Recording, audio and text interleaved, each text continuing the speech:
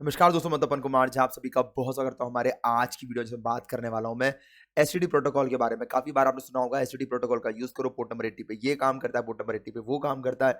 Website अगर access करनी है तो पोर्ट नंबर 80 यूज करना है, कई बार 443 यूज करना है, एचटीटीपीएस यूज करना है। तो पहले ये समझ लें एचटीटीपी है क्या, क्योंकि किसी भी चीज को हैक करने से पहले उसके बारे में लॉजिक्स क्लियर करना बहुत जरूरी है। अदरवाइज सिस्टम को हैक आप रट्टू तो दे करोगे, जिसे हम बोलते हैं हमारे टेक्निकल लैंग्वेज में स्क्रिप्ट किडीज की तरह। ये टूल यूज करो और इसको लगा दो, बस काम चल जाएगा। पर क्यों यूज करा ये आप कभी जान नहीं सकते। तो आज बात करने वाले हैं एचटीटीपी प्रोटोकॉल के बारे में, कैसे ये वर्क करता है, किसने इसको इन्वेंट करा था, कहाँ से स्टार्ट हुआ था, पर्पस क्या था इसका, और फिर आगे बात करेंगे कि कैसे इसको यूटिलाइज कर सकते हैं। चलिए बिना टाइम इसके लिए स्टार्ट करते हैं। वीडियो को लाइक कर दीजिए ऐसे ही आज यूजफुल कंटेंट के लिए। अगर नए हैं चैनल पे सब्सक्राइब कर दीजिए। साथ में 1-to-1 कोर्स करने के लिए फॉर्म दे रखा है चैट बॉक्स के अंदर, डिस्क्रिप्शन में दोनों जगह दे रखा है, जाके आप भर सकते हैं 1-to-1 कोर्स करने के लिए। चलिए ठीक है, बिना टाइम इसके लिए स्टार्ट करते हैं। मैं हूं तपन कुमार झा, एथिकल हैकर। तो बात करते हैं पहले कि व्हाट इज एचटीटीपी। एचटीटीपी है क्या, तो दिख रहा होगा आपके सामने यहाँ पे, अगर मैं दिखाऊं आपको। तो एचटीटीपी जो है ना बेसिकली स्टैंड करता है, इसका फुल फॉर्म जो बता दूं मैं आपको, वो है हाइपर टेक्स्ट ट्रांसफर प्रोटोकॉल। ये एक प्रोटोकॉल है, मतलब कि जितने भी कंप्यूटर में जो भी काम होते हैं वो सब protocol design already design protocol के थ्रू होते हैं। कोई भी काम ऐसा नहीं जो जो डिजाइन प्रोटोकॉल के थ्रू नहीं होता। अदरवाइज को बताना पड़ेगा भाई तेरे को ये करना है, तेरे को वो करना है, तेरे को ये करना है। सेम जैसे कि मान लो कि जब आप किसी अकेडमी में एडमिशन लेते हैं तो पहला प्रोसीजर होता है कि आप पहले वहाँ इंक्वायरी करेंगे, फिर रजिस्ट्रेशन फॉर्म भरेंगे, फिर आप एडमिशन फीस पे करेंगे, आपको बैच लोकेट होगा, उसके बाद जाके आप उस क्लास को अटेंड करना चालू करेंगे। अगर मान लो टीचर ही क्लास नहीं रहा, चक्कर पड़ जाएगा फिर तो बेसिकली टीचर जब क्लास ले रहा है तो अटेंड करना चालू कर रहे हो, तो उस कंडीशन में क्या होता है, क्लासेस हो गई कंप्लीट, लास्ट में एग्जाम और सर्टिफिकेट मिल गया। This is the entire protocol किसी भी इंस्टीट्यूशन में ज्वाइन करने का। अगर अगर मान लो आप ऐसी चीज चला रहे हो जो शायद इससे पहले किसी ने आइडेंटिफाई नहीं करी, तो आपको बार बार बताना पड़ेगा। तो ऐसे ही सिस्टम में सारे कामों करने के लिए हमने प्रोटोकॉल डिज़ाइन कर रखे। तो ऐसे ही अगर वेब पेजेस को अगर मुझे ट्रांसमिट करना है, वेब पेजेस को मुझे इधर से उधर भेजना है, तो उस कंडीशन में मैं यूज़ करता हूँ एचटीटीपी प्रोटोकॉल, जिसका फुल फॉर्म होता है हाइपर टेक्स्ट ट्रांसफर प्रोटोकॉल। अब बेसिकली ये क्या है, ये हमारा फाउंडेशन है, हमारा वर्ल्ड वाइड वेब का www। जब भी आप गूगल पे टाइप करो, कुछ भी टाइप करो, या फिर आप ब्राउजर में कुछ भी टाइप करो, अपने आप एचटीटीपी प्रोटोकॉल और एचटीटीपीएस प्रोटोकॉल कॉल हो जाता है। पर्पस क्या है, क्योंकि वर्ल्ड वाइड वेब का सबसे मेन प्रोटोकॉल जो है ना वो है एचटीटीपी। ये अलाउ करता है हमें कम्युनिकेशन करने के लिए। कब कहाँ कम्युनिकेशन होता है, आपके वेब ब्राउजर। आप ये बताइए मुझे, क्या आप वेब ब्राउजर के अलावा कहीं और इंटरनेट यूज़ करते हैं अपने सिस्टम के अंदर? सिर्फ सॉफ्टवेयर को अपडेट करने के लिए यूज़ करा जाता है, बाकी सारा काम जो है ना आप ब्राउज़र के अंदर ही करते हैं। तो देखिए, तो ब्राउज़र और सर्वर, सर्वर बेसिकली जो जहाँ पे आपके ये वेब पेजेस स्टोर, जैसे आपका इंस्टाग्राम सॉरी, जैसे आपका इंस्टाग्राम है। अब इंस्टाग्राम जो है कहीं ना कहीं आपकी इमेजेस को स्टोर करता होगा, तो वो सर्वर हो गया, क्योंकि वहीं से आप डेटा फेच कर पा रहे हैं, वहीं से डेटा ले पा रहे हैं आप, ठीक है ना। तो वहाँ से डेटा आप ले रहे हैं, तो वो क्या है, सर्वर है, और आप क्या हो, क्लाइंट हो। तो क्लाइंट यूज़ करता है वेब ब्राउज़र, जिसके थ्रू वो कम्युनिकेशन कर पाता है और सर्वर से वो डेटा लेता है।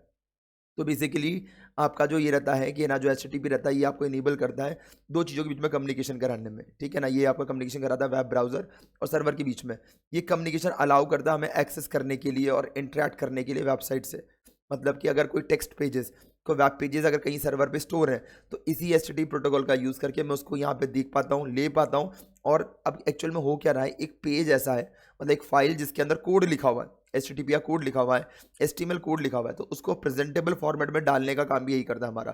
तो एचटीटीपी के थ्रू हम लोग वो डेटा ट्रांसमिशन करते हैं एचटीटीपी पेजेस का, कि जो पेजेस हैं हमारे कहीं सर्वर पर रखे हुए हैं, उनको एक्सेस करने का, उस वेबसाइट से इंटरेक्ट करने का, उससे बातचीत करने का काम भी हमारा एचटीटीपी प्रोटोकॉल ही करता है। अब इसके अंदर होता है कि वो कोई सिंपल टेक्स्ट पेज हो या फिर कॉम्प्लेक्स कोई वेब एप्लीकेशन हो। जैसे आपका फेसबुक एक कॉम्प्लेक्स वेब एप्लीकेशन है, जिसमें काफ़ी सारे इंटरफेसेस हैं, यूज़र रोल्स हैं, यूज़र लॉगिन करता है, लॉगिन करने के बाद फिर वो अपने टास्क को परफॉर्म करता है, फाइल अपलोड करना हो गया, वीडियो अपलोड करना हो गया, इमेज अपलोड करना हो गया, वो सारे काम जो है वो कर पाता है उस वेबसाइट के, उस वेब ब्राउज़र पे, वेबसाइट पे जाने के बाद वेब ब्राउज़र की हेल्प से। अब बात करें अपन कि भाई इसको डिस्कवर किसने करा था, ये एक इंपॉर्टेंट टॉपिक है। भाई पता चलना चाहिए ये डिस्कवर किसने करा, तो बाद में आपको, ये पहली बार जो एचटीटीपी डिस्कवर करा गया था 1990 के अंदर। अगर आपने मेरी वीडियो देखी नहीं कि इंटरनेट बना कैसे था, ये बहुत रोमांचक है जानना कि इंटरनेट बना कैसे। तो डिस्क्रिप्शन में एक लिंक डाल दूंगा वीडियो का, जो मैंने खुद ने बना रखी है, कि इंटरनेट बना कैसे, स्टार्टिंग से लेके अभी तक जो इसके अंदर अलग अलग जनरेशन आई हैं, वो सारी मैंने उसमें डिस्कस करी है। तो शायद आपको अच्छी लग सकती है, अगर आप इंटरनेट के बारे में जानने के लिए उत्सुक हैं, तो उसके लिए मैंने डिस्क्रिप्शन में लिंक दे रखा है, जाके आप उसको देख सकते हैं। तो 1990 के अंदर ये जो है एचटीटीपी प्रोटोकॉल डेवलप हुआ था टिम बर्नर ली, जिनका आप सामने फोटो देख रहे हैं, यही है वो महाशय हैं जिन्होंने बेसिकली वर्ल्ड वाइड वेब को भी इन्वेंट करा था। The inventor of WWW played a crucial role in its development. तो डेवलपमेंट के अंदर काफ़ी अहम भूमिका जो थी वो टिम बर्नर ली की थी। अब बात करें कि हाउ HTTP वर्क, जैसे HTTP जो है ना काम कैसे करता है, तो बता दूं मैं आपको HTTP वर्क करने का जो मेथड है वो क्या है, क्लाइंट सर्वर मॉडल पे काम करता है। ये क्लाइंट और सर्वर, बिना क्लाइंट सर्वर के HTTP काम ही नहीं कर सकता। मतलब कि आपको एच टी पी एक्सेस करने के लिए एक सर्वर तो चाहिए। अगर सर्वर है ही नहीं तो आप किसको रिक्वेस्ट करोगे। ये वैसे ही जैसे मान लो कि आपको चाय पीना है, रात के 2 बजे चाय की आपको लगे कि भूख या नहीं, चाय की प्यास लगी आपको, तो आपको चाय पीना है। अब चाय वाली दुकान पे जाओगे आप, तो वो चाय वाली दुकान तो खुलेगी नहीं, तो क्या आप चाय पी पाओगे? नहीं पी पाओगे। अगर खुद बनाओ तो you become a server itself, ठीक है ना। तो मतलब कि आपको कोई ना कोई ऐसा सिस्टम चाहिए जो आपको सर्विस प्रोवाइड करे। एक होना चाहिए जो क्लाइंट जो रिक्वेस्ट कर सके। तो ये क्लाइंट सर्वर मॉडल पे ये HTTP काम कर दिख रहा होगा आपको। क्लाइंट जो है ना वो रिक्वेस्ट भेजता है सर्वर पे, सर्वर उसका रिस्पॉन्स देता है, और ये एक TCP कनेक्शन होता है जहाँ पे दोनों सिस्टम का लाइव रहना जरूरी है। बता दूं मैं आपको, यहाँ पे दोनों सिस्टम का लाइव रहना जरूरी है। अगर दोनों में से कोई भी एक कनेक्शन डाउन जाता है तो ये कम्युनिकेशन जो है ना कंप्लीट हो ही नहीं पाएगा। तो इसलिए HTTP operates on client server model. अब देखिए रिक्वेस्ट के अंदर कि जब आप रिक्वेस्ट कर रहे हैं तो उस कंडीशन के अंदर a client like a web browser, अब देखो रिक्वेस्ट कहाँ से जनरेट होगी, सर्वर अपने आप ही रिक्वेस्ट देना शुरू नहीं कर देगा। आप दुकान के बाहर खड़े, चाय वाला थोड़ी ना लेकर आएगा चाय जब तक कि आप मांगोगे नहीं उससे। तो बेसिकली जो कम्युनिकेशन स्टार्ट होता है ना वो क्लाइंट से होता है, लाइक अ वेब ब्राउजर। तो वेब ब्राउजर से आपका कम्युनिकेशन स्टार्ट होता है, ये सेंड करता है कि HTTP रिक्वेस्ट को किस पे, सर्वर पे। अब रिक्वेस्ट में क्या क्या चीज़ें होती है, पहली बात तो हमारा method get method, post method, put और डिलीट।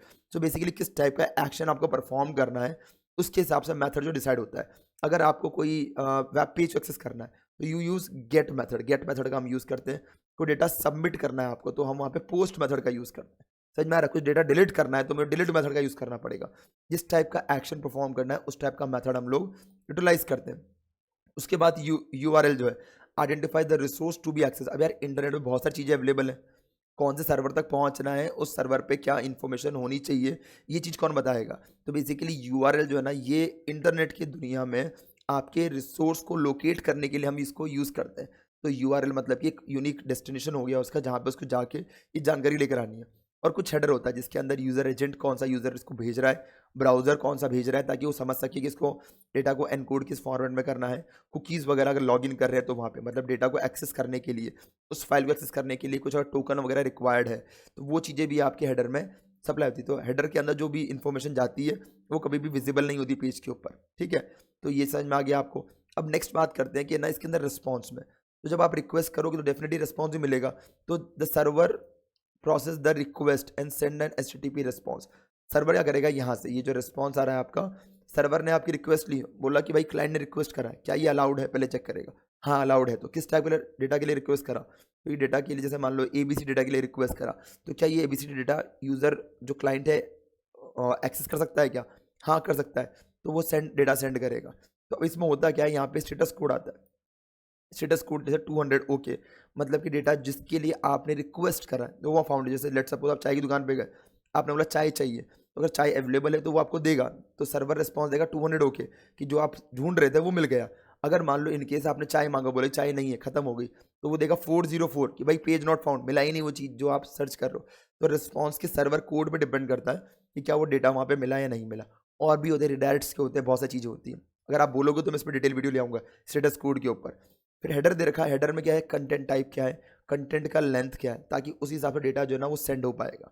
और बॉडी, उस बॉडी के अंदर हो सकता है आपका HTML का कोड हो, कुछ इमेजेस होती है, जेसन होता है। मतलब कि अब रिस्पॉन्स में तो कोई पेज के लिए रिक्वेस्ट करोगे आप, कोई इमेजेस डाउनलोड करें तो इमेज के लिए रिक्वेस्ट करोगे, कोई वीडियो के लिए रिक्वेस्ट करोगे, तो कुछ ना कुछ डेटा तो आएगा ना रिस्पॉन्स में, तो वो सब चीज़ें बॉडी के अंदर आता है। नेक्स्ट जो दे रखा है कि ना HTTP जो है हम कहाँ यूज़ करते हैं, तो HTTP आपका हम यूज़ करते हैं वेब ब्राउजर्स के ऊपर, ठीक है ना।